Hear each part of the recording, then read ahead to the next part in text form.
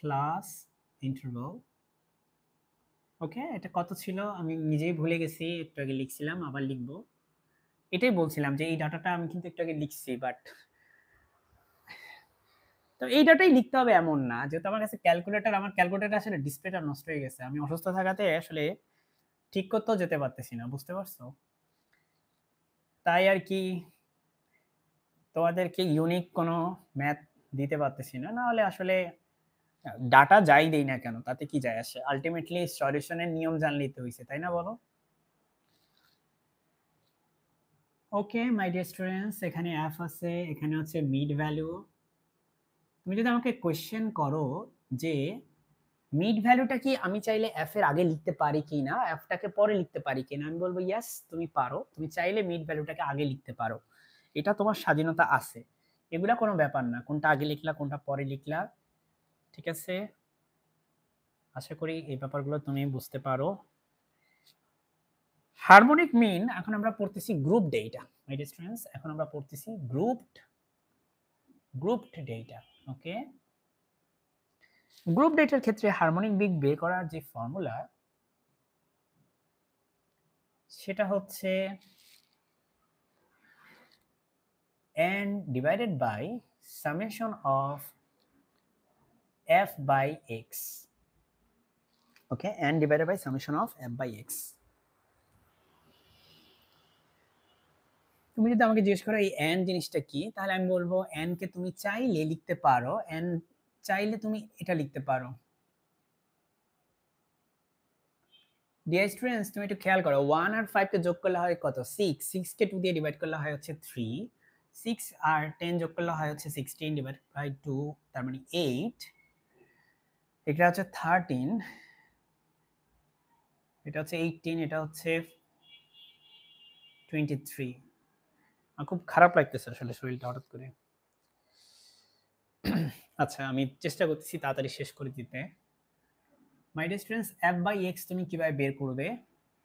f হচ্ছে এখানে 2, x হচ্ছে এখানে 3, তাহলে এটা হচ্ছে 2 বাই 3, এটা হচ্ছে 5 বাই 8, এটা হচ্ছে 7 বাই 13, এটা হচ্ছে 12 বাই 18, এটা হচ্ছে 6 বাই 23। ওকে, আর summation of f dear students, summation of f মানে এখানে হচ্ছে 32, তুমি যদি এগুলো সব যোগ করো তাহলে তুমি 32 পাবে, আর যদি তুমি এগুলো সব যোগ করো তাহলে আমি সত্যি জানি না তুমি কত পাবে, কারণ আমার কাছে ক্যালকুলেটর নাই, কিন্তু তুমি এগুলো সব যোগ করে ক্যালকুলেটরে হিসাব করে নিতে পারো। ওকে, অথবা তুমি চাইলে এখানে বসাতে পারো, তাহলে তুমি এখানে লেখো 32, আর এখানে তুমি লিখবা 2 by 3 plus 5 by 8 plus 7 by 13 plus 12 by 18 plus 6 by 23। তুমি দেখো এটা কত আসে ক্যালকুলেটরে, আমি তোমাকে উত্তরটা লিখে দিচ্ছি, এটা আসবে 11.4, 2 by 3, 5 by 8, 7 by 13, 12 by 18, 6 by 23. If I'm not wrong, this should be 11.4, my dear friends.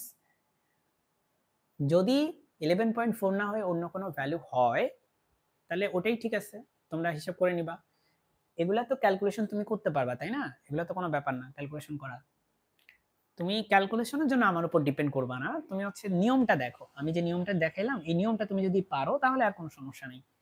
হ্যাঁ, তুমি ক্যালকুলেশন নিয়ে টেনশন করবে না, ওটা তুমি তোমার মতো ক্যালকুলেটরে করে নিবা, ওইটার জন্য তুমি আবার আমার উপর ডিপেন্ড করে থাইকো না, ঠিক আছে? এই হচ্ছে আমাদের ব্যাপার স্যাপার যেগুলো আমাদের আজকে আলোচনা করা দরকার ছিল। আমি আলহামদুলিল্লাহ তোমাদের মিডিয়া সিলেবাস মোটামুটি শেষ করছি। তোমাদের একটা টপিক ছিল, তোমরা জানো কিনা, তোমাদের ম্যাট্রিক্সের একটা টপিক, সেই টপিকটা আমি কভার করি না ইচ্ছা করে, কারণ ওটা কভার করলে তোমাদের মিডিয়া সিলেবাস অনেক বড় হয়ে যাবে আরো, সো ওটা আমি বাদ রেখেই বাকিটুকু কভার করে দিছি। সো আশা করি আমাদের মিডের পরের যে সিলেবাসটা সেটা তোমার, সেখানে স্ট্যাটিস্টিক্সের অনেক প্রবলেম আলোচনা করা আছে, স্ট্যাটিস্টিক্স মূলত স্ট্যাটিস্টিক্সের আলোচনাটাই হচ্ছে তোমাদের মিডের পুরো ফাইনালের সিলেবাসটা আর কি, মিডের পরে যেটা ফাইনাল হবে তোমাদের সেটা।